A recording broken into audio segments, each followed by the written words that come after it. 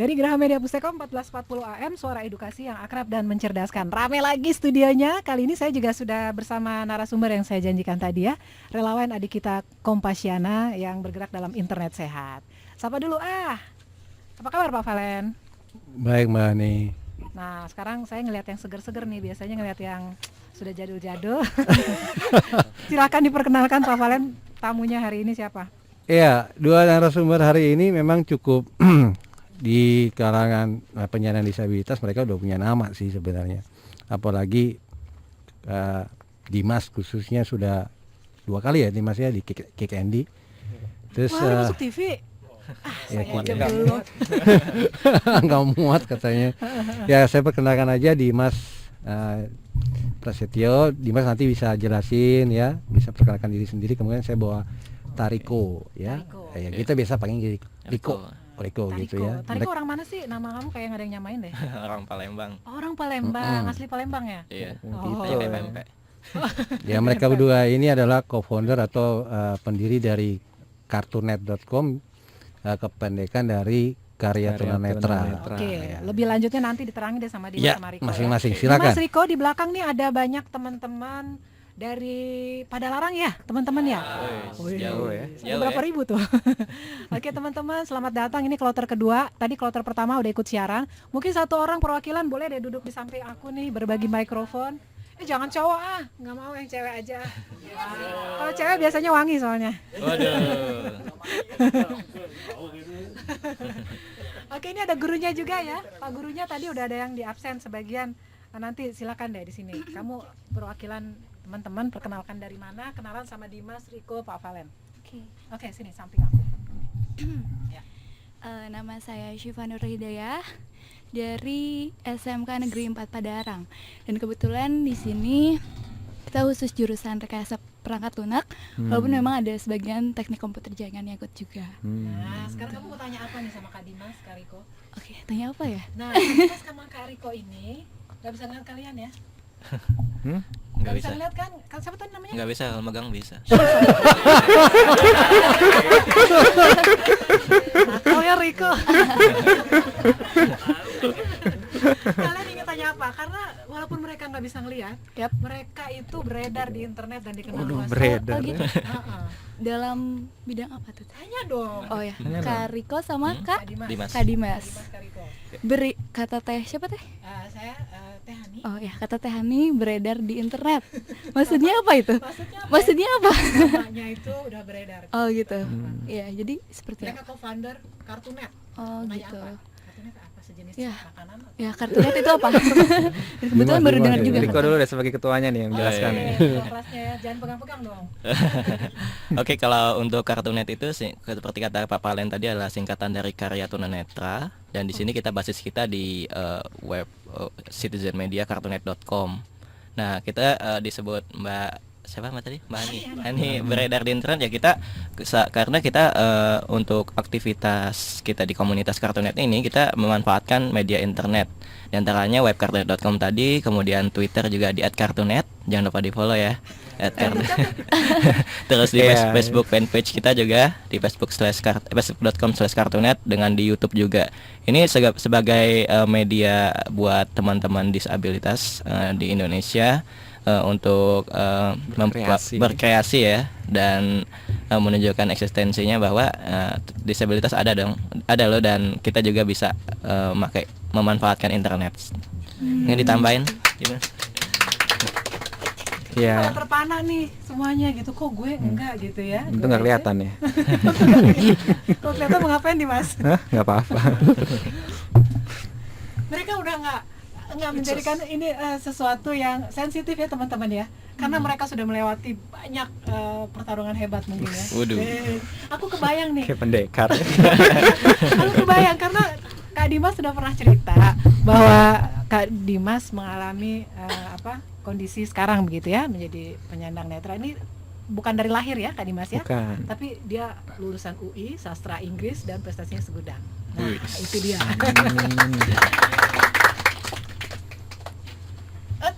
Kok jadi diam? Mau nambahin apa Dimas soal Kartunet tadi nih? Iya, kalau Kartunet tadi memang secara dasarnya memang seperti itu ya kegiatan kami. Kita sudah ada ini sejak tahun 2006. Jadi resminya kita berdiri itu dari 19 Januari 2006. Jadi waktu itu ada foundernya 4 orang. Jadi kita co-founder ada Riko, ada saya, terus ada Mas Iwa, terus ada Aris juga. Jadi pas waktu 2006 itu Riko kelas 3 SMA, saya sama Aris kelas 2 SMA, terus Masih Mas muda Iwa dia udah kerja sih, udah lulus gitu. Semua 4 orang tunanetra semua. Dan waktu itu kenapa kita ingin membuat web gitu kan? Kenapa kita membuat website bahwa awalnya dari gagasan Mas Iwa itu sih yang dia mengamati gitu, nggak kelihatan. Jadi kalau melihat nggak kelihatan gitu kan. Jadi dia mengamati bahwa ini anak-anak ini lagi pada apa ya? Lagi pada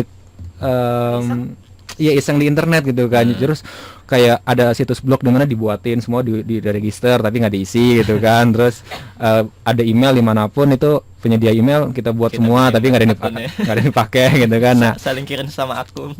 iya gitu. Jadi daripada seperti itu dia nggak melihat lagi, mengamati bahwa kenapa nggak sih nggak kita buat aja satu karya bareng gitu yang bisa dilihat semua orang, yang bisa dikunjungi semua orang siapapun dari manapun, yang itu bisa menunjukkan kepada masyarakat tuh bahwa tunanetra juga bisa membuat sesuatu yang mungkin pada saat itu atau bahkan sampai saat ini masih sebagian masyarakat menganggapnya sebagai sesuatu yang mustahil gitu loh.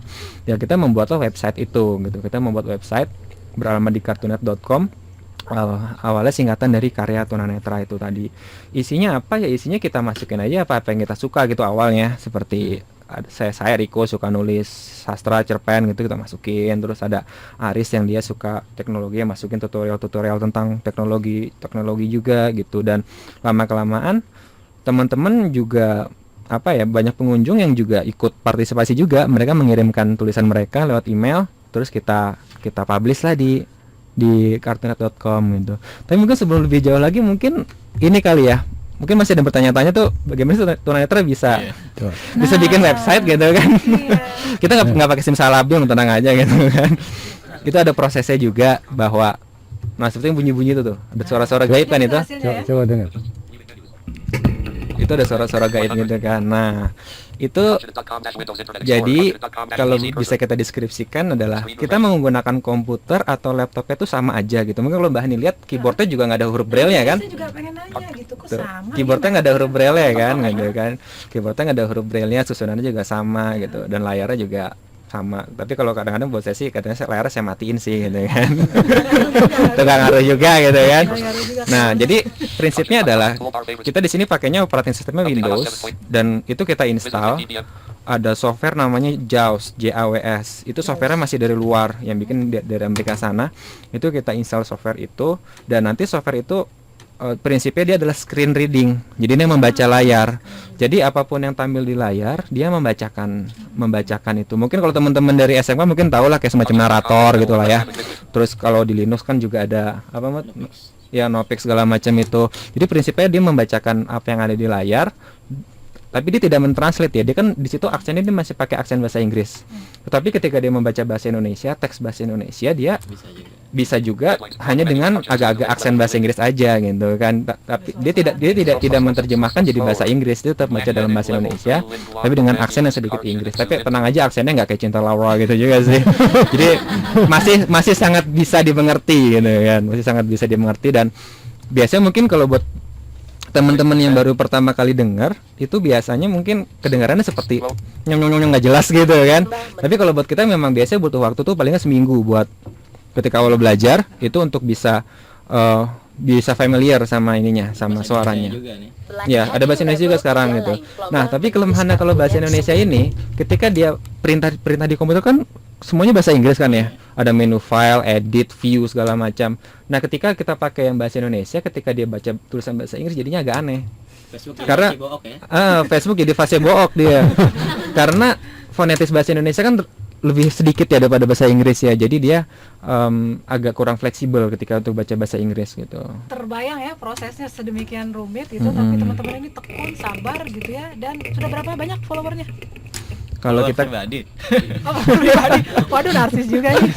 kalau kita kan biasanya nggak narsis nggak eksis gitu. Oh, bener ya, teman-teman. Soalnya kalau misalnya kita nggak sok-sokan narsis, kita nggak eksis, jadi kita nggak bisa ikut menyuarakan suara teman-teman juga gitu. Mendingan kan. pede daripada minder gitu dong. Betul.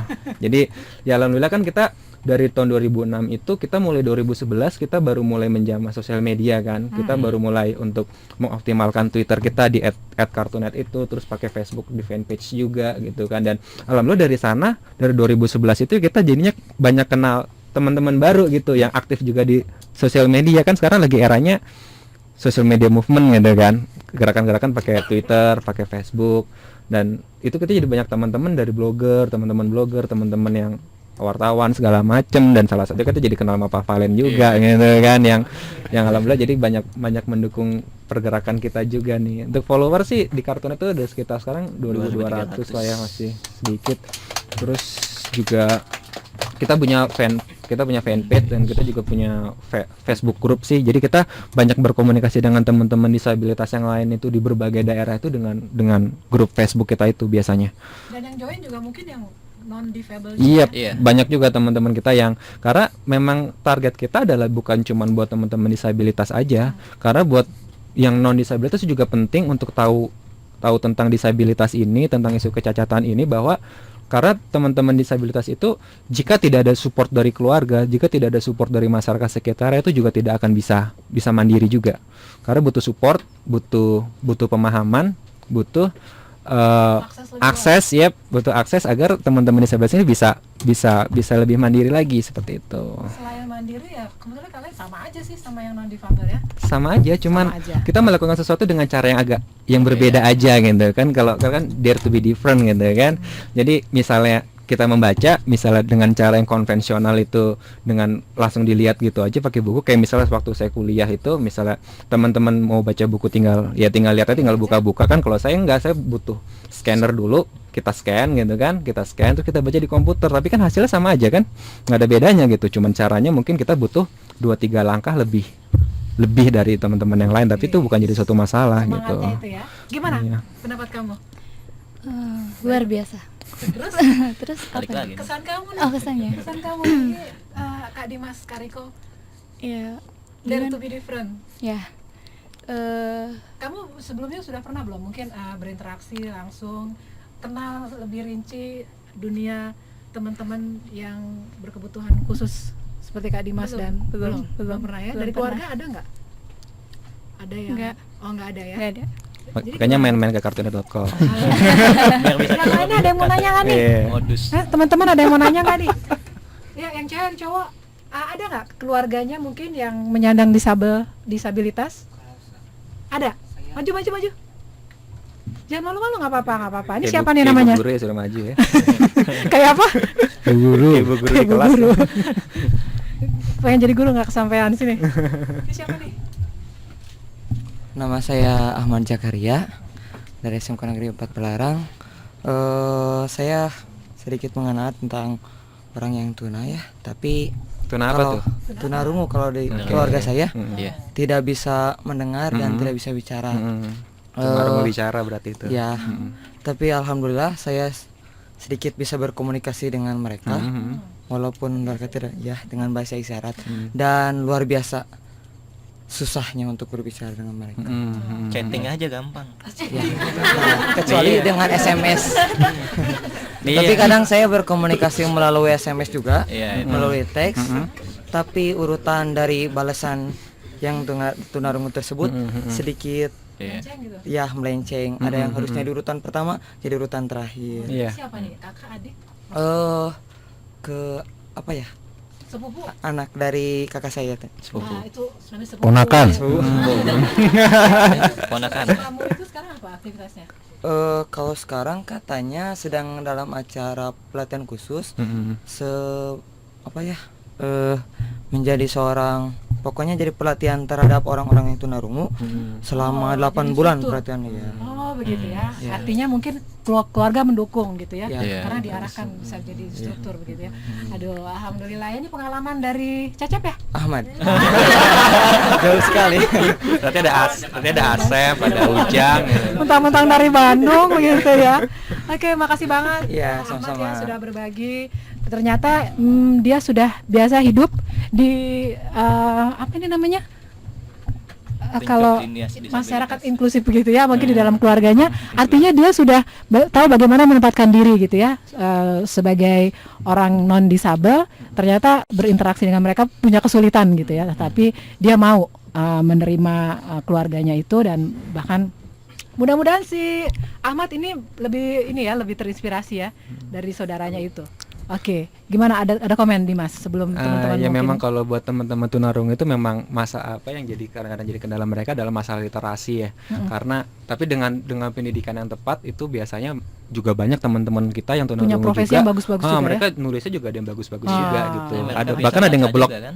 bahkan ada yang ngeblok Iya. juga gitu kan. Ada yang gabung juga di komunitas kita juga gitu. Iya. Dan itu sebenarnya yang jadi apa ya, yang jadi tanggung jawab kita juga sih, kayak apa teman-teman di sini bidangnya di rekayasa software gitu kan, software engineering, jadi bisa, apalagi ada keluarga seperti itu, bisa terinspirasi dong gimana sih kita bisa bikin software bahwa Nah, teknologi informasi ini Tantangan bisa nih jadi, buat gurunya sama Iya, anak-anak bisa jadi RPL 6 salah ya. satu Bikin voice solusi recognition gitu kan. ya. Bikin apa? Voice recognition, misalnya keluarga Voice yang of ngomong recognition. tiba-tiba muncul jadi teks. Iya. Gimana Bapak Guru? Seperti itu.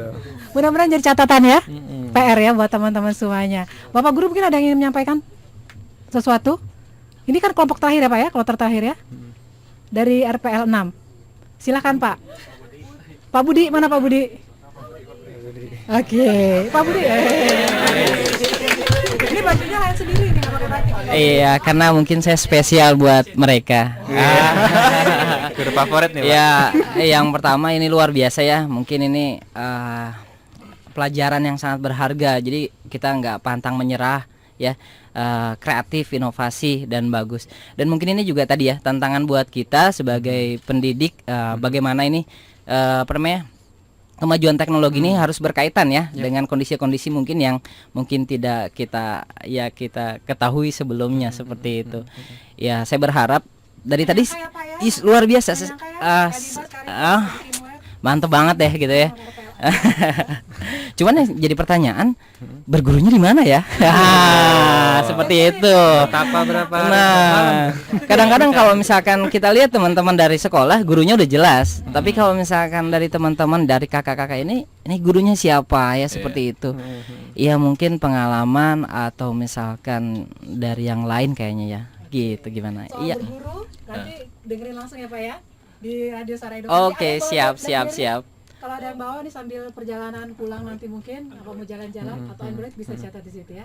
Baik, terima kasih banyak. Oh iya, Bapak. sama-sama. Sukses selalu nih buad kakak-kakaknya ya. Makasih, Oh iya, Bapak. iya. Terima kasih banyak ya guru-guru dan juga teman-teman dari RPL 6 pada Larang, semuanya sukses. Kita break sejenak dengan sebuah lagu.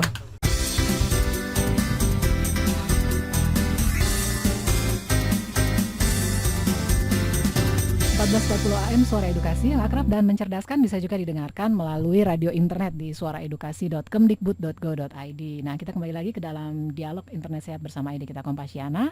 Pak Valen, ada Mas Dimas, ada Riko. Riko kalau orang Palembang panggilan bukan Mas ya Riko ya? Bang. Bang Riko. Yes.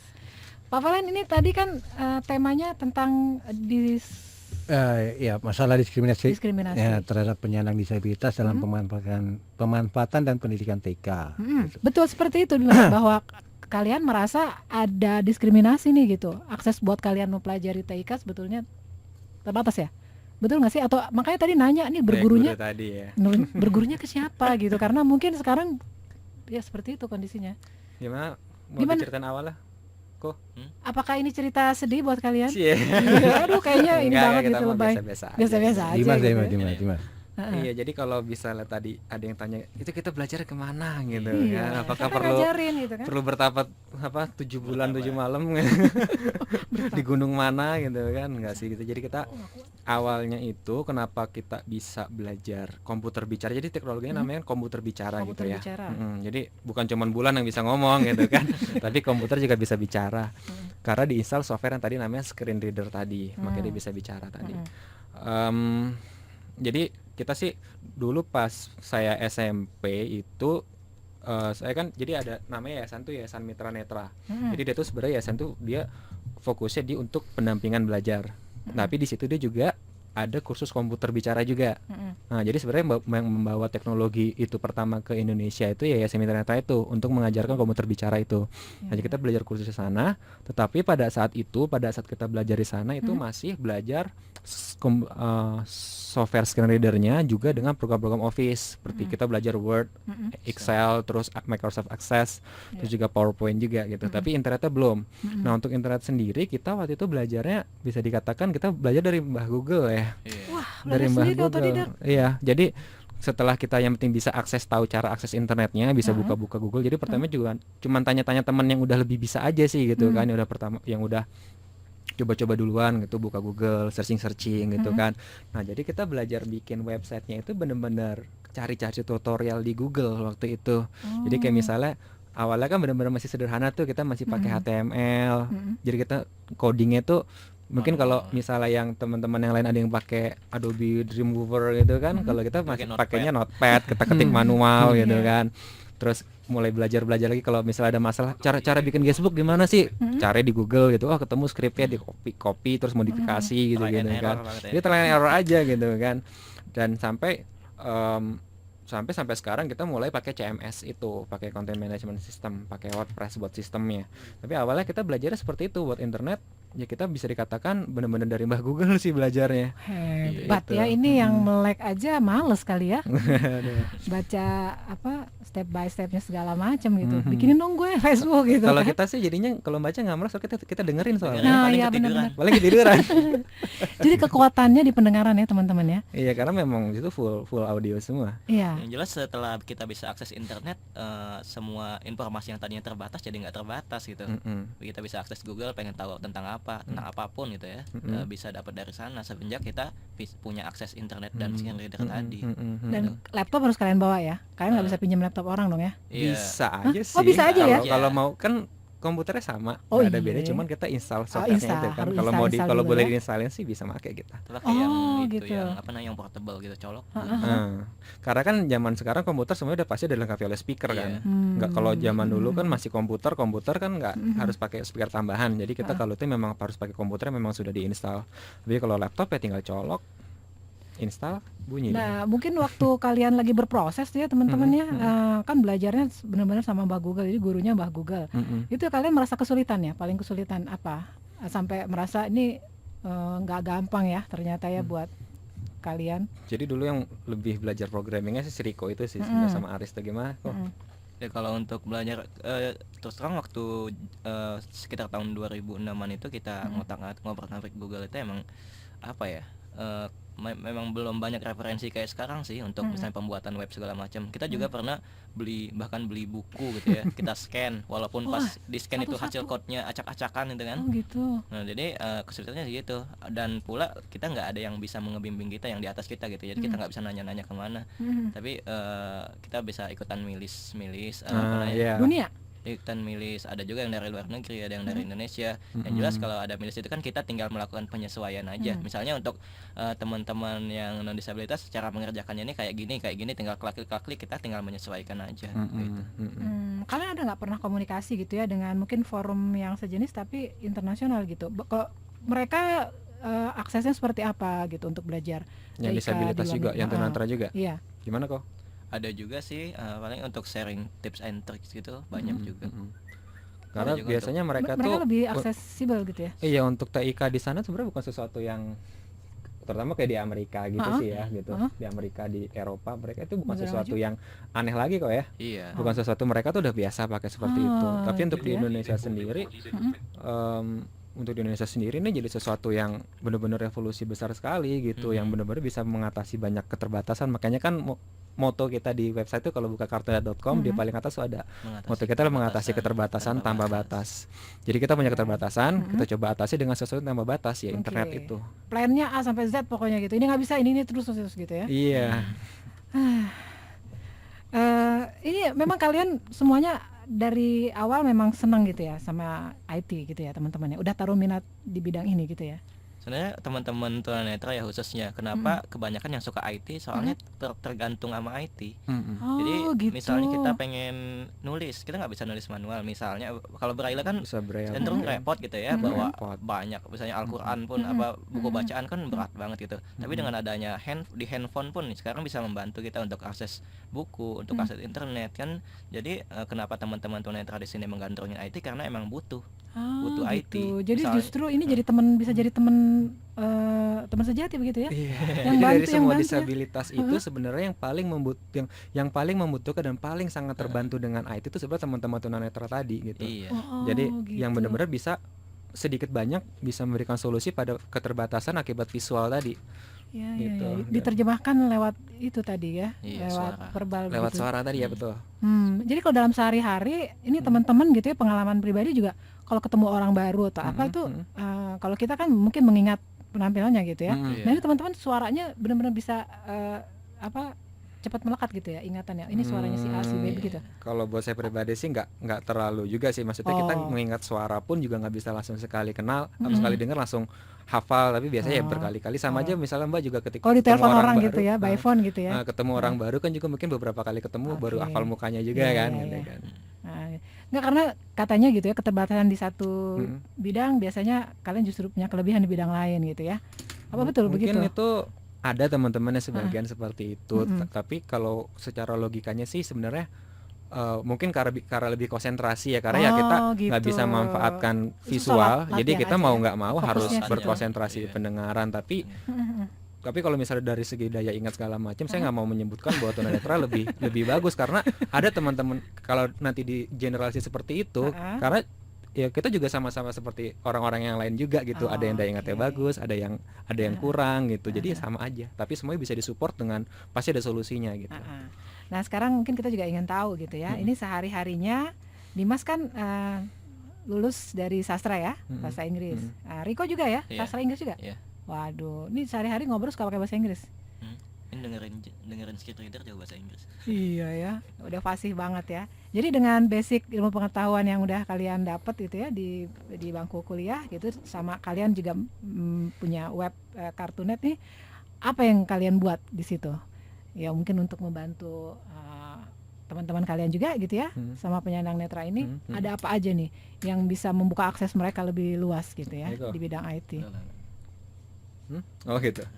Ya jadi kalau di Kartunet itu tadi kan kita konsepnya jadi citizen media ya. Jadi kayak model kayak Kompasiana gitu juga. Jadi kita teman-teman yang bisa register di website kita, terus mereka bisa posting juga langsung dan jadi wadah juga buat mereka bisa menyampaikan aspirasi mereka, keluhan atau mereka punya karya apa bisa dipublikasikan di situ, dan teman-teman bisa membuka diskusi dan juga komentar-komentar juga. Dan kita di situ karena kita paham banget bagaimana perjuangannya untuk bisa belajar IT itu, ya jadi kita buatlah tutorial-tutorial juga dari kita sendiri. Jadi dari sumber-sumber yang kita dapat di internet yang itu sebenarnya buat masyarakat secara umum, kita coba terapin, kita modifikasi, kita sesuaikan dengan wah kita enaknya begini nih, seperti misalnya Twitter gitu kan.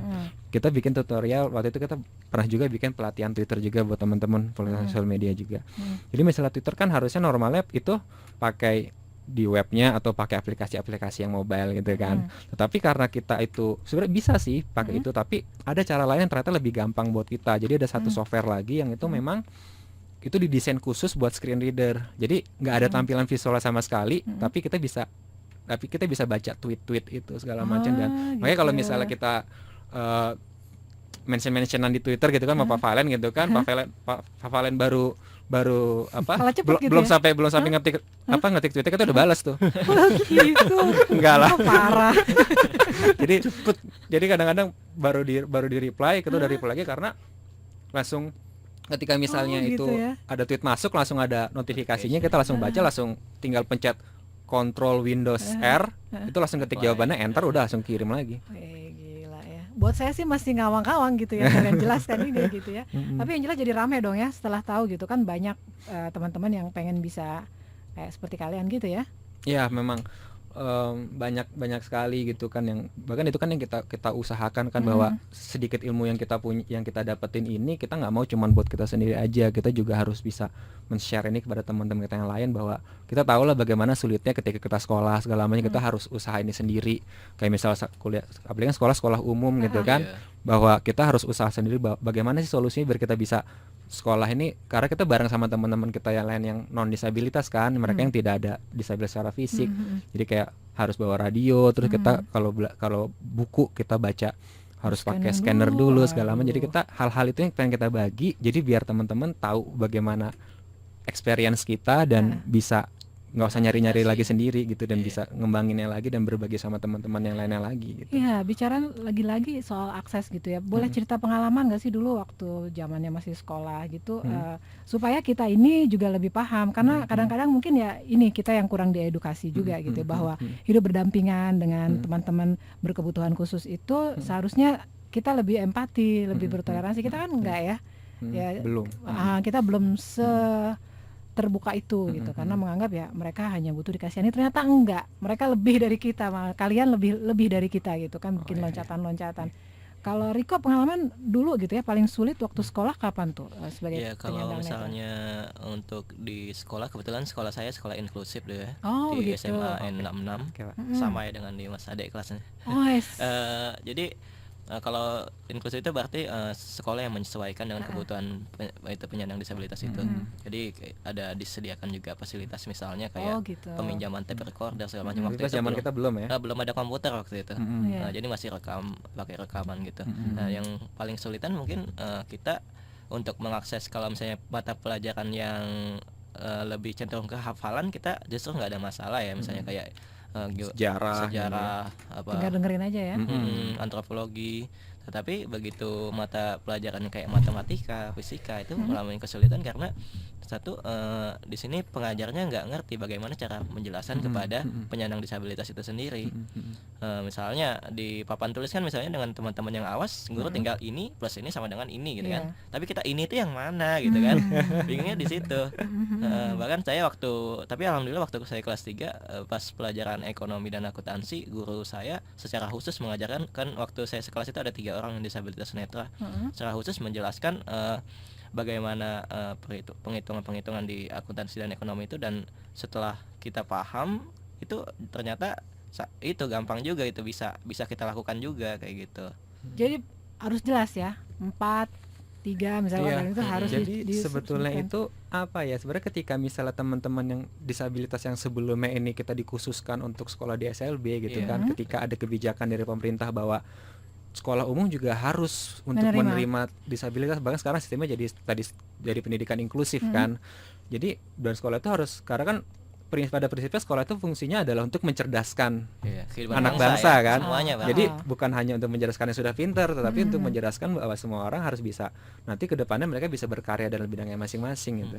Jadi sebenarnya untuk mengajar teman-teman disabilitas khususnya tunanetra gitu sebenarnya bukan sesuatu yang, kalau misalnya kita mau berpikir secara lebih kreatif, mau berpikir secara solution based, itu sebenarnya nggak terlalu sulit. Misalnya tadi Riko cerita, misalnya pas saat jelasin di papan tulis gitu kan, jika sebelumnya terbiasa dengan cara tinggal pakai penggaris tinggal tek gitu kan, ini ketemu ini sama dengan ini diverbalkan. Nah tinggal diperbalkan aja, 1 tambah 2 sama dengan ini gitu kan. Ketika gitu. itu jadi Harus ada nyambung.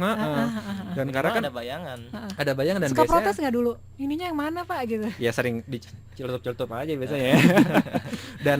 dan kayak misalnya juga apa ya, misalnya untuk matematik, untuk kayak waktu SMP itu kan juga ada beberapa guru di SMP saya yang dia ikut pelatihan, yang ikut training di SLB untuk bagaimana cara untuk menjelaskan matematika kepada teman-temannya tunanetra gitu kan.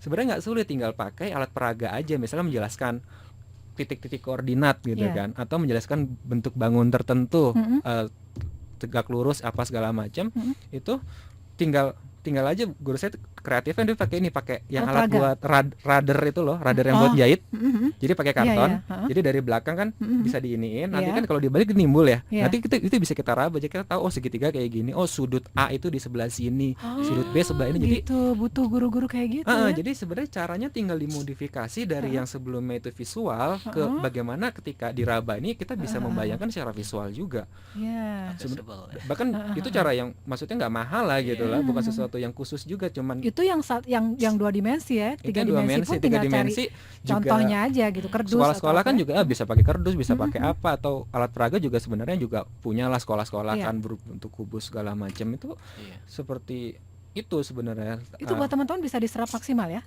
Itu nggak ada masalah buat saya sih, pengalaman pribadi itu nggak ada masalah karena sama aja. Jadi ketika kita meraba itu, jadi di depan muka kita ini kita kayak membayangkan juga bentuk-bentuk bangunnya itu dan titik-titik koordinat juga Iya. gitu, seperti itu. Dan jadi sebenarnya nggak bukan sesuatu yang sulit gitu. Jadi selama dia masih sekolah, selama dia mengikuti pelajaran, atau misalnya kayak pas ujian nih gitu kan, pas ujian biasanya sih kalau misalnya ada yayasan yang dia bisa membantu untuk reader, kita biasanya ujian bisa pakai kelas yang misah, terus nanti pas ujian dibacakan gitu kan. Tetapi kalau saya dulu sih sebelum pakai laptop gitu kan, itu apa namanya, kita bisa bareng sama teman, tapi barengnya nggak bareng contoh-contohnya kan. Jadi misalnya lagi ulangan nih, dia sekaligus mengerjakan soal dia sekaligus sambil diverbalkan. Oh, diverbalkan. Jadi kita nggak ngikuti, kita Cuman soalnya aja ya. kita mengikuti dia ngerjain tugas gitu. Dia mengikuti cara pengerjaan dia. Jadi ketika dia lagi ngerjain nomor 1 ya, kita minta tolong buat dibaca nomor 1 itu plus jawabannya gitu kan. Plus pilihannya maksudnya. Nanti jawabannya saya tulis di braille biasanya. Saya tulis di braille dulu. Jadi dia nggak tahu kan jawaban saya kan.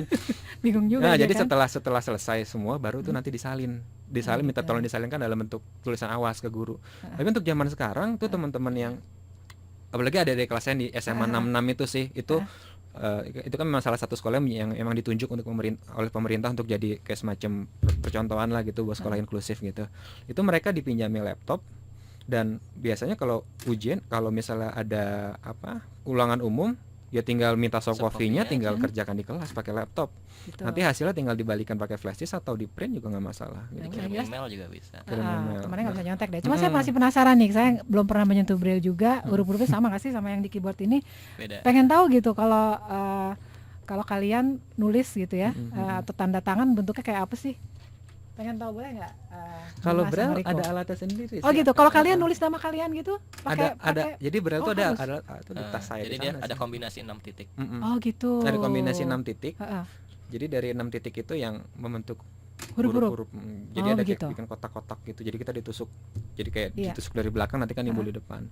Oke. Seperti itu. Tapi mungkin saya ngebayangin karena saya seorang ibu gitu ya, mama gitu ya, pernah nggak ngajarin Riko, Dimas kata, tapi dengan gaya kita nulis huruf Kalau saya alfabet. dengan Dimas kan untuk SD kan sudah Kita nggak dari lahir soalnya kan. tunanetranya kan bukan dari lahir. Tapi Jadi untuk masih tulisan- ingat ya teman-teman iya, ya? Masih ingat. tulisan Tulisan awal awal juga masih buat ingat sih. kenang-kenangan, coba deh buat aku. Coba Dimas tulis Dimas. Apa nama sendiri? Iya, nama sendiri gitu ya. Ini pendengar juga bisa lihat ya. Ntar di posting ya, di webnya kita ya. Diri kau sendiri juga bukan dari lahir, Bukan. dari umur Umur 11 tahun. 11 tahun. Iya. Mirip-mirip sama Dimas ya. Dimas 10 ya? Waktu itu ya Saya Dimas. 12. Oh, 12 ya. Ikutin. Artinya kalian masih terbayang nggak 10, 11, Iya, 12 masih jelas. wajah jelas. mama, wajah orang tua masih? Wajah saya lupa. Oh, wajah lupa ya. Tapi bentuk-bentuk itu semua masih ya, masih Masih, ingat ya masih. teman-teman ya. Dan- Tapi ini hebat gitu. Saya nggak mau cerita ulang itu karena tapi bisa juga sih buat menginspirasi adik-adik kita ya. Kita mengharapkan generasi selanjutnya sehat ya. Tapi mana ada yang tahu sih ya. Nah, itu Iya. tadi bahwa sebenarnya disabilitas itu bukan sesuatu yang apa ya. Kita semua pasti pengennya sehat gitu kan. Kita pasti semua pengen sehat. Iya. Tetapi itu yang sering itu yang jadi konsep kita sih, bahwa ketika kita melakukan sesuatu buat disabilitas saat ini itu sebenarnya investasi buat kita, Itu dia.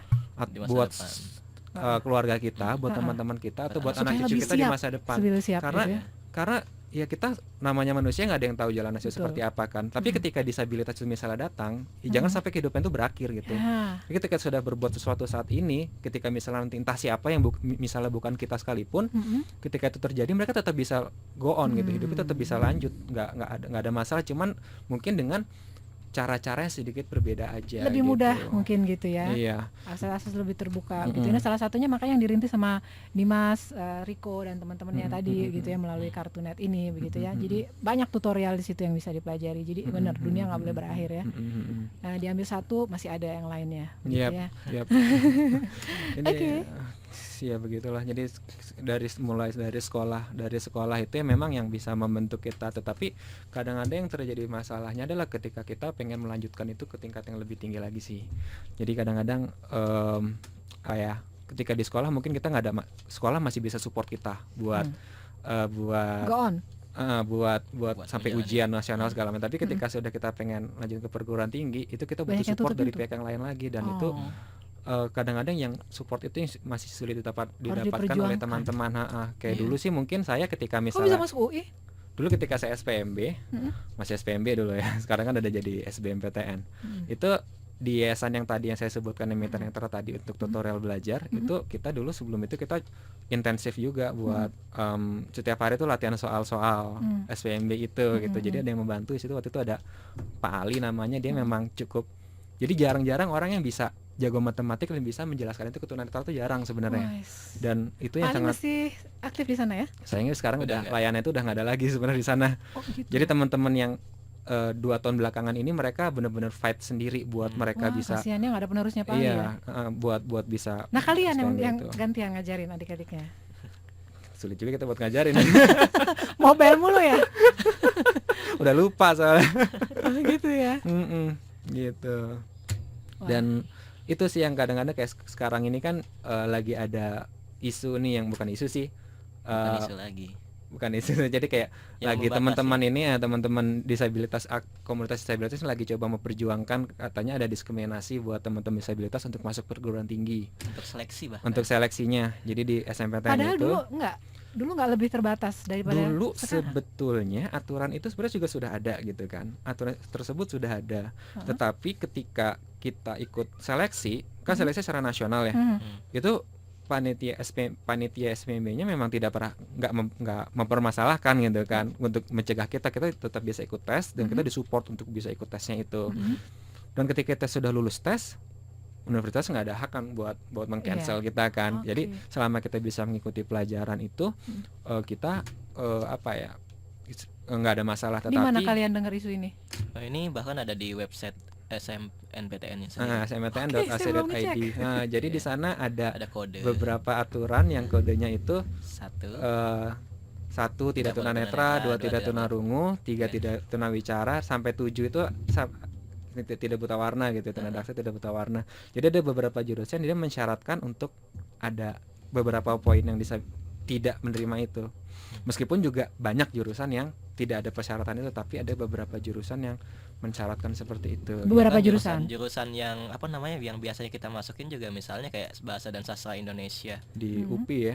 Masa kita sebagai orang Indonesia dan tunanetra, tunarungu, tunadaksa, masa nggak boleh masuk sastra Indonesia, kan aneh banget gitu. Bahkan di seni musik pun tunanetra nggak boleh gitu. Dengan alasan? Enggak, kodenya maksudnya Ada jurusan kode. ini mempersyaratkan tidak boleh kode 1 misalnya. Oh ya, ya sama juga ya, sebenarnya memang ditutup akses ke situ ya. Jadi Kenapa nih? sebetulnya apa ya yang kita perjuangkan di sini adalah memang sih kita memang tidak bisa untuk saat ini memang tidak memungkinkan buat kita bisa masuk semua jurusan, meskipun Iya. tidak ada aturan seperti itu. Seperti misalnya teman-teman tunanetra, Masuk mereka juga akan kedokteran bisa misalnya. mengukur diri, Iya. nggak akan milih Nah. terus jurusan teknik elektro atau teknik mesin atau Iya. kedokteran Salah gigi solder gitu gitu, kan. kan? Mereka juga nggak Salah akan bedah. mengukur diri juga gitu kan. Heeh. Tetapi yang jadi Iya. concern kami adalah Kenapa di jurusan-jurusan yang possible sebetulnya ya? yang possible, bahkan sebenarnya sebetulnya di semua jurusan harusnya nggak Iya. perlu ada persyaratan tidak disabilitas tersebut, tidak tunanetra atau tidak tunarungu tersebut, karena pertama teman-teman disabilitas juga akan bisa mengukur dirinya sendiri. Mereka tahu jurusan apa yang sesuai dengan minat mereka dan kira-kira perspektif di masa depan mereka juga gitu kan. Sejauh mana nih ya? Yang kedua adalah ini masalahnya adalah bagaimana perguruan tinggi sebagai institusi pendidikan itu jangan sampai ada memberikan presiden buruk buat masyarakat gitu loh, bahwa harusnya dengan pendidikan itu menjadi salah satu alat buat meningkatkan derajat hidup Iya. teman-teman disabilitas, tetapi dari seleksinya saja sudah ada Yes. pembatasan Waduh. seperti itu. Yes. Gitu. Ini lingkup pilihannya jadi makin terbatas padahal sudah terbatas gitu kan. Iya, iya, Jadi iya. kita mau masuk mana jadi terbatas lagi. Jadi yang kita harapkan sih ada satu kesepahaman yang sama lah. Kita tidak berpikir bahwa wah ini jahat banget, kita nggak berpikir seperti itu, bahwa mungkin ada satu belum kesamaan frekuensi gitu loh. Iya. Jadi mungkin masih anggapannya oh kalau tunanetra mungkin nggak bisa lihat berarti nggak bisa gini Nggak bisa dong ikut- segala nggak macam bisa kan. ikut mata kuliah reading nih. Gitu. Tapi kan sebenarnya Perlu kalau ada mis- dialog lagi barangkali Iya, gitu perlu ya. kalau ada dialog, ada oh ternyata bisa ke komputer lo ternyata sekarang gitu kan. Ketakutan itu lah ya Nah, mungkin yang itu harus sebenarnya dijawab ya. yang perlu dikomunikasikan lebih lanjut gitu. Nah, insya Allah ada jalannya teman-teman seperti kalian bilang apa tadi. Mengatasi keterbatasan tanpa batas. Iya. Ya. Insya Allah kalian nanti akan menemukan para pengambil keputusan yang akhirnya paham bahwa kalian nggak ngerepotin kok. Justru kalian ini bisa banyak membantu gitu kalau aksesnya nggak semakin dibatasin begitu ya. Karena juga jumlah teman-teman disabilitas itu ada 10% lebih dan kalau misalnya dibiarkan Sayang sekali. dibiarkan gitu. tidak memperoleh pendidikan produktif. yang bagus, Iya. maka nanti 10% itu akan jadi orang-orang yang jadi beban negara terus. Nah, Mereka itu nggak bisa mereka berkontribusi bagi diciptakan negara. untuk menjadi beban gitu ya Iya. secara tidak langsung. Karena Ya. kalau misalnya diberi kesempatan, diberi akses untuk ke pendidikan dan lapangan pekerjaan, kita Mereka nggak bisa ikut kalah, bahkan berkontribusi bisa lebih besar. unggul. Ya. Iya, betul ya. Aduh, saya baru tahu sih, shock juga gitu dengernya. Oh seperti itu ya kondisinya teman-teman ya. Oke, kita akan kupas lebih lanjut. Kita break dulu ya teman-teman ya.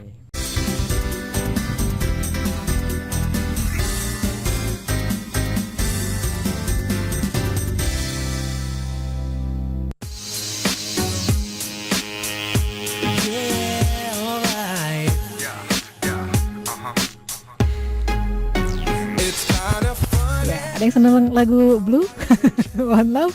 Kita lanjutin nanti ya lagunya ya teman-teman ya. Kembali lagi bersama teman-teman dari Kartunet. Ada Dimas, ada Riko. Yang tadi sudah sebagian cerita deh ya tentang pengalaman mereka. Dan pengalaman mungkin yang kurang manis ini semua serba terbatas. Akhirnya ingin dibagi, ingin memudahkan teman-teman penyandang netra juga supaya aksesnya lebih kebuka, supaya mereka bisa belajar apapun, karena ternyata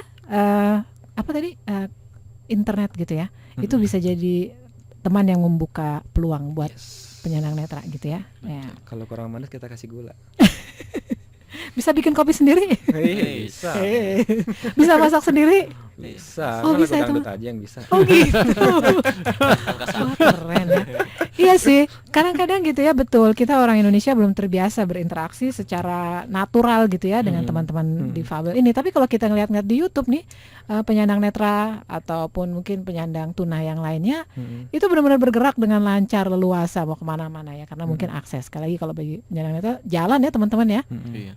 Akses jalan yang ada aja gitu ya, mau kemana aja gitu, atau akses yang lainnya. Dan sekarang kita berbicara tentang keterbatasan atau diskriminalitas akses dalam bidang ICT. Padahal ini justru kekuatannya teman-teman ya. Betul.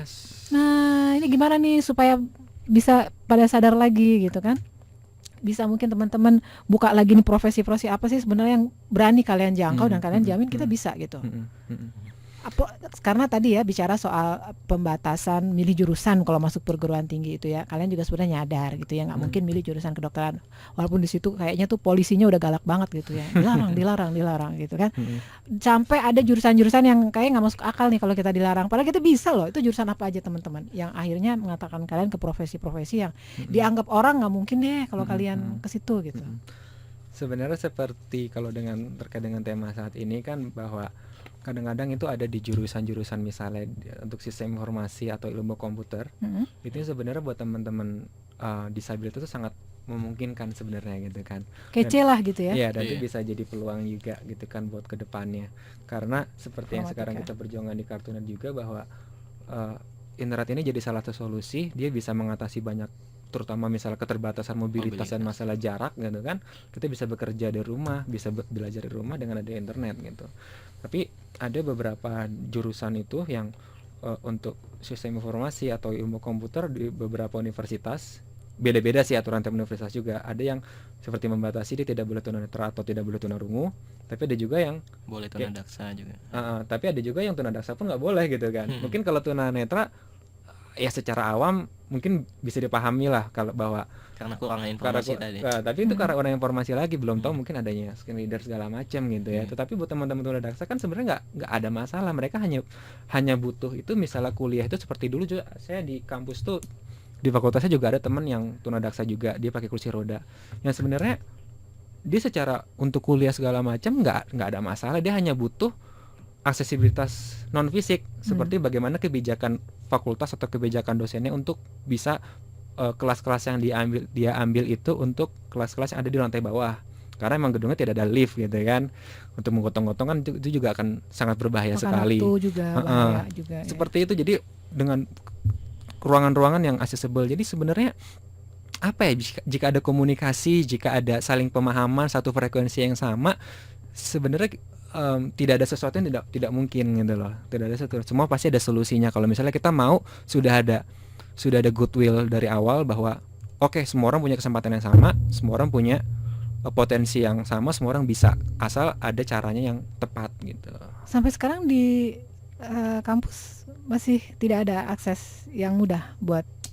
Kalau untuk di UI sendiri itu sebenarnya kalau UI itu dia tidak menghalang-halangi, tapi juga tidak terlalu mensupport juga sih Lebih sebenarnya. mandiri kita ya. Iya, jadi yang Usahanya menyesuaikan sendiri kitanya. gitu ya. menyesuaikan gitu. kita mahasiswanya yang disabilitas sendiri gitu. Jadi Tapi mungkin kalian bisa berbicara lebih lantang lewat prestasi dong ya. iya, kayak misalnya dulu pas awal saya masuk jurusan sastra Inggris itu, kan jurusan itu belum pernah menerima tunanetra sebelumnya gitu kan. Jadi ketika awal itu ya saya selalu misalnya pas kelas-kelas awal saya maju dulu bilang sama dosennya kalau saya mahasiswa tunanetra dan saya butuh dukungannya dari dosen gitu kan, untuk kalau misalnya ada ini segala macam. Dan nggak lama dari situ ketika awal masuk itu dipanggil sama ke jurusan buat diajak ngobrol sama dosennya, sama dosen-dosen di situ semuanya, bahwa ini kalau kayak gini kira-kira cara belajarnya gimana nih, butuh apa gitu kan. Oh, kalau saya jelasin bahwa saya ternyata nggak butuh fasilitas tambahan lagi sih. Saya udah ada laptop, alhamdulillah udah ada laptop, udah ada tape recorder. Jadi ketika misalnya dosen menjelaskan, saya bisa direkam, dan ketika mengajukan tugas atau ini buku, saya pakai scanner dan juga laptop gitu. Mereka mengerti, dan ketika misalnya ujian gitu kan, saya minta aja, misalnya saya minta soft copy sama dosennya. Nanti kan dikasih soft copy-nya pada saat hari H ujian tesnya itu. Nanti setelah teman-teman semua selesai juga bareng, saya menyerahkannya pakai flash disk juga balik ke dosennya lagi gitu. Jadi kalau misalnya akan berbeda halnya ketika misalnya dari awal dari pihak universitas sudah berpikir bahwa wah tunanetra nih, nanti kalau ngerjain paper gimana caranya gitu Iya, kan. iya. Ketika sudah bilang kayak gitu dan langsung dilarang tunanetra tidak boleh masuk sini gitu. Kan jadi peluang-peluang itu sudah tertutup sama sekali kan. Jadi teman disabilitas tunanetra tidak bisa berkembang, nggak ada kesempatan buat membuktikan diri, dan akan selamanya akan jadi dunia yang terpisah gitu. Kecurigaan inilah ya yang harusnya segera dipotong gitu ya. Ada dialog ya. Betul sekali. Harus berani ngomong dong ya teman-teman ini ya. Iya, makanya itu ya ditekankan buat teman-teman sih, bahwa sebagai teman-teman disabilitas itu kan sebagai bisa dikatakan minoritas gitu ya, bahwa diri kita sendiri tidak berdiri sendiri gitu. Kita juga ada kepentingan teman-teman kita yang lain gitu. Ketika kita berhasil, ketika kita sendiri itu bisa membuka sebuah peluang, itu juga nanti insya Allah hasilnya juga akan bermanfaat juga bagi adik-adik kita di bawah juga gitu. Ini benar-benar membuka mata sih gitu ya. Karena ya kita harus sering-sering nih berdialog seperti ini ya teman-teman ya. Ya mudah-mudahan membuka hati orang lain juga gitu ya, yang tidak paham gitu bagaimana harus berinteraksi dengan teman-teman. Kalau pengalaman Riko sendiri nih sekarang nih, ini udah beredar kemana saja nih dengan kegiatan Kartunet ini? Ya, kalau untuk kegiatan Kartunetnya sendiri, kita ya semacam tadi yang kita lebih untuk leluasa lebih di internet kan. Tapi untuk pelatihan kita juga waktu itu sempat membuka pelatihan juga seperti sosial media dan blogging. Kepenulisan juga sekarang masih. Nah, kita di sini untuk membuka peluang-peluang baru juga sih, khususnya untuk mencari penghasilan gitu. Saya kan sekarang lagi marak kan untuk sosial media, digital marketing untuk campaign via sosial media kayak gitu. Nah, ini membuka peluang bagi teman-teman disabilitas karena di sini kita nggak punya keterbatasan. Di dalam internet kita tidak terbatas. Iya. Soalnya itu juga mikir juga, misalnya pendidikan dibatasin, apalagi di pekerjaan nanti gitu kan. Apalagi pekerjaan sekarang menuntut kita untuk sarjana ini. Kalau pilihan kita terbatas, bekerja kita juga bakal terbatas gitu. Padahal berapa kalau yang kalian tahu gitu jumlah penyandang netra di Indonesia ini 10% tadi? Oh Enggak. bukan Itu seluruhnya ya? kalau total Keseluruhan. Oh disabilitasnya. Menurut 10%. WHO. Nah, oh gitu. Ya. WHO. Kalau Depkes itu 3,5 jutaan ya. 3,5 juta. Oke, Seperti itu keseluruhan ya. Iya. Netra. Netra yang Oh netranya netranya aja. 3,5. Gila. Di Indonesia ya. Mungkin itu yang terdata ya. Iya. Nah itu di antara 3,5 juta itu yang memang sudah berhasil gitu ya menembus segala macam kesulitan itu, ada nggak? Mereka semua udah sama kalian terdeteksi nggak? Maksudnya mereka udah gabung di satu komunitas yang Jadi kalian bikin nggak? kalau menurut hasil survei Pertuni ya, jadi Pertuni itu Persatuan Tunanetra Indonesia, Mm-mm. itu mereka sempat mendata itu kalau nggak salah itu dari sekian juta itu baru sekitar 250 orang yang bisa sampai perguruan tinggi tunanetranya. Baru sekitar 250 orang. Dan ya dan itu juga dari beberapa faktor. Yang pertama tingkat pemahaman masyarakat kita untuk teman-teman tunanetra atau disabilitas lain itu juga berhak untuk pendidikan itu masih belum sampai ke sana gitu loh. Jadi masih banyak teman-teman yang harusnya usia sekolah tapi sama orang tuanya dibiarkan saja di rumah atau mungkin disekap juga, tidak dibiarkan bersosialisasi dengan tetangga atau dengan temannya karena mungkin masih merasa malu gitu kan. Yeah. Atau yang kedua juga adalah sistem inklusif kita yang masih belum Berjalan. optimal gitu, Yeah. belum optimal bahwa misalnya ketika di sekolah masih kadang-kadang masih banyak guru-guru yang mungkin belum paham bagaimana caranya untuk menangani teman-teman yang disabilitas. Harusnya nanya kan ya? Harusnya nanya, harusnya ada komunikasi aja kira-kira. Yang sebenarnya cara yang paling baik adalah adanya komunikasi tadi. Jadi Ya. karena kebutuhan kan dibilang special needs kan ya, kebutuhan Ya, khusus dan sebenarnya tiap orang juga punya kebutuhan kebutuhan khusus gitu masing-masing, kan, ya. nggak hanya yang disabilitas Ya, aja kan, betul. pasti punya kebutuhan khusus semuanya. Hanya nggak ngaku aja. Hanya harusnya nanya aja kira-kira kalau misalnya begini kita enaknya gimana ya gitu, soalnya kan enak gitu loh Iya. sebenarnya. Jadi jangan nggak usah sungkan-sungkan, takut tersinggung. Ini ada anak baru nih kece nih gitu ya. Ya. Lo mau gue ceritain nggak gitu kan? Iya gitu aja nggak masalah. Hidungnya segitiga gitu gitu. sorry. Nggak, maksudnya biasa aja kali gitu biasa ya. aja gitu loh. Toh nggak gigit juga gitu kan. Nggak nular juga ya. Nggak nular gitu kan. Dan hal yang lain lagi adalah kenapa jumlahnya juga masih sedikit yang sampai perguruan tinggi karena masalah tadi sistem untuk mensupport teman-teman disabilitas dari yang peningkatan kualitas mereka dari SMA untuk menuju ke perguruan tinggi itu masih sedikit gitu loh. Mungkin hanya mereka yang benar-benar sudah tinggal di kota yang punya fasilitas banyak, Yang orang tuanya juga orang kesadarannya tua juga, tinggi. cukup dan dia memang punya semangat belajar tinggi itu yang bisa masuk ke perguruan tinggi. Tapi buat teman-teman yang masih di daerah bahkan tidak ada support dari orang tua, tidak ada Jauh lah kayaknya masih jauh, guru-guru juga belum mensupport, itu yang sulit gitu, itu yang Nggak dibutuhkan. support juga karena kurangnya informasi juga Kurangnya sih. informasi, Soalnya kan yes. di sini keterlibatan media juga bahwa Ya. selama ini media lebih cenderung kita misalnya kayak Kartunet pakai internet gitu kan. Tapi kayak media televisi dan radio yang paling banyak diakses ini kurang optimal untuk mengabarkan isu Benar, ini. benar. Padahal itu yang bisa menjangkau sampai ke daerah-daerah, Sampai Yes. ke pelosok. sampai ke pelosok. Dari situ bukan hanya teman-teman disabilitas saja yang kita harapkan buat mendengar atau menonton ya, Iya, tetapi tapi- juga dari keluarga. Ada yang Ya. udah jadi wartawan nggak nih? Wartawan Mungkin harus jadi wartawan sekalian deh. Citizen media. Iya benar ya, citizen journalism gitu ya. Wah, Gitu. Iya. Iya, jadi kalau pengalaman gitu ya, dukungan keluarga, kakak, adik, orang tua sampai kalian begitu percaya diri itu seperti apa supaya ini orang tua lainnya yang masih menyembunyikan anak-anaknya dengan kebutuhan istimewa ini nyadar, wah sayang loh, harusnya anak aku udah bisa mengantar aku keliling dunia gitu. coba dia Dia sekolah jadi presiden nanti palingan gitu. Coba tuh jadi presiden gitu kan. iya amin. Karena nggak sekolah jadi nggak jadi presiden. Oh, iya kan, betul ya kayak gitu kan ya. Mungkin ya itu mungkin kalau ada keterwakilan gitu ya, kalian juga mungkin di parlemen nanti gitu, bahkan nanti kebijakannya juga kan pasti akan beda gitu ya, akan memihak juga kan ya. Itu gimana sih kalau Riko, ini sebelum closing ya, Iya. buat menginspirasi dulu waktu usia berapa, 11 ya Riko ya. Sekarang Itu- kerja loh. Kenapa? Jadi boleh diarahkan di pertanyaan dia sekarang bekerja. Ya sekarang aktivitasnya Riko apa nih Riko? Ya, saya selain aktif di Kartunet juga saya bekerja jadi karyawan swasta bank asing juga. Oh gitu ya, karena cascis ya bahasa Inggrisnya ya. Jadi Jadi orang Cina tapi ya. jadi bahasa Cina dong. Bahasa Cina dong. Belajar bahasa Cina deh. Gitu ya. Jadi nah ini salah satu contoh gitu ya. Tapi susah nggak dulu masuk ke perusahaan asing ini? Enggak juga sih, soalnya kan kalau untuk perusahaannya sendiri kan udah Skill support. kamu memang dibutuhkan di situ ya. Ya untuk apa yang jelas dengan teknologi ini yang biasanya tidak bisa kita lakukan, tapi berkat teknologi, berkat ICT ini, jadi kita bisa melakukan apa yang biasanya orang bisa lakukan di perusahaan itu. Ya, buka telinga kita lebar-lebar gitu ya. Bahwa Riko udah salah satu contoh yang menguasai ICT dengan keterbatasan yang kita bilang keterbatasan gitu ya, keterbatasan netra, tetapi ternyata dia sangat mumpuni dengan penguasaan teknologi ini ya.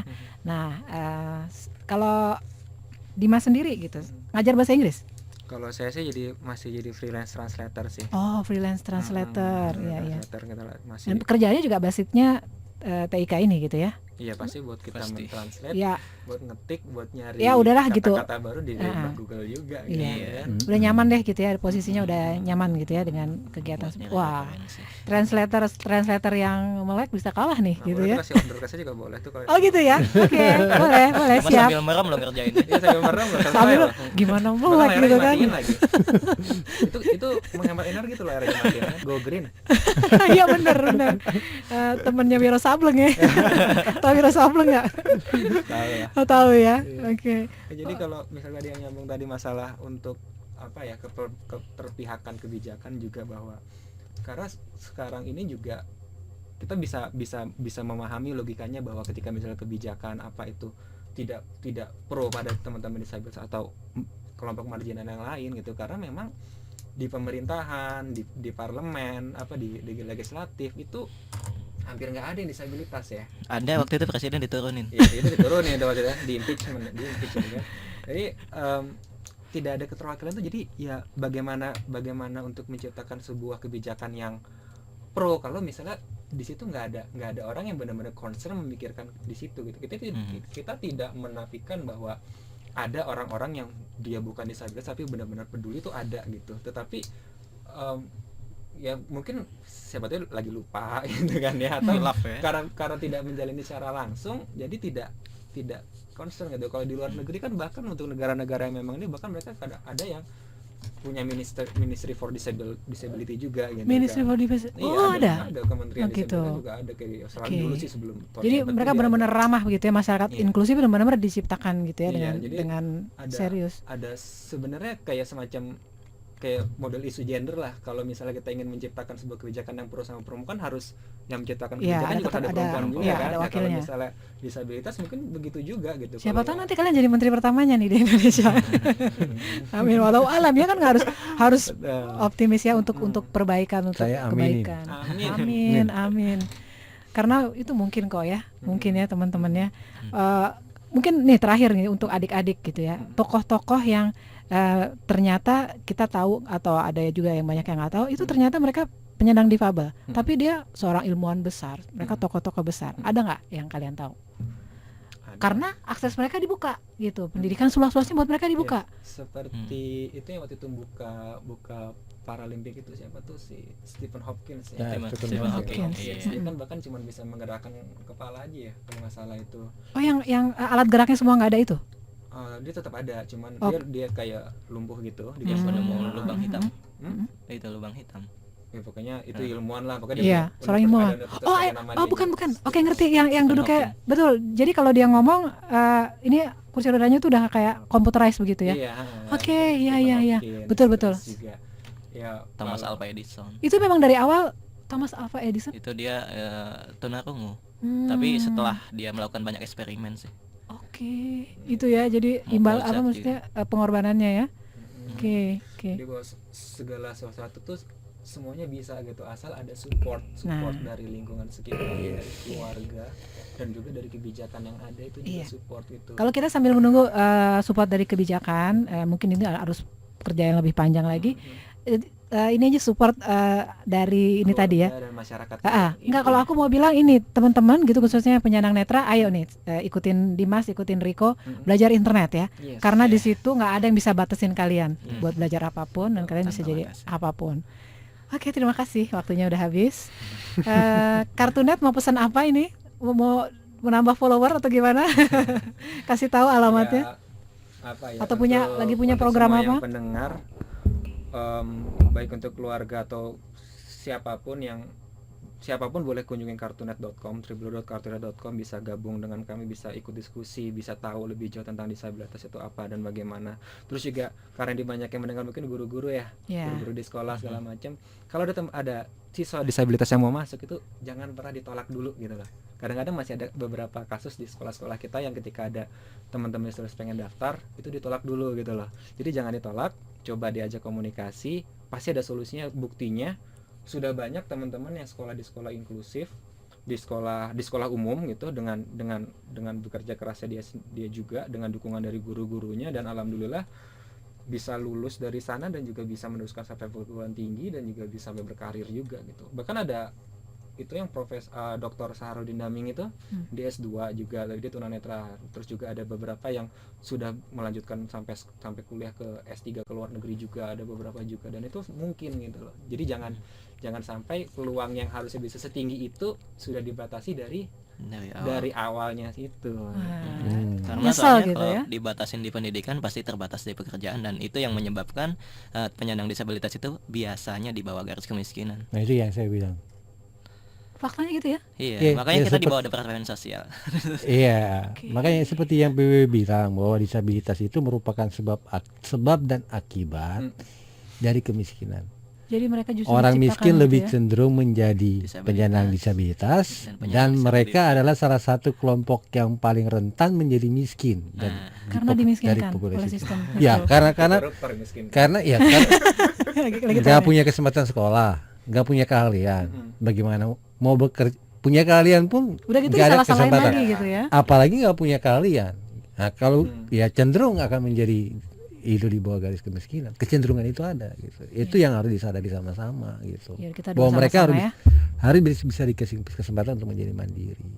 Wah, isu ini kalau dibawa ke pemilu Ya, bagus. kita udah bawa loh. Itu sekali satu pesan, karena tanggal 7 kita akan ulang lagi. Kita punya talk show kemarin, 7 Juli. Tapi skopnya lebih luas. Yang kemarin kan cuman ya mungkin 200 undangan, mungkin besok sekitar 500.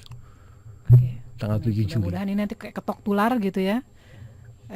Lewat internet juga, lewat Kartunet juga nih teman-teman terus menyebarkan semangatnya gitu ya, bahwa ini harus disuarakan, karena kita nggak tahu nih anggota keluarga kita berikutnya mungkin butuh gitu ya untuk disupport seperti kalian. Tapi tetap saja ya, jangan lupa bahwa ICT itu tuh luas, sehingga radio, TV tetap harus bisa mensupport juga gitu. Jadi bukan aja memang internet, tetapi juga didukung oleh perangkat ICT yang lain seperti radio.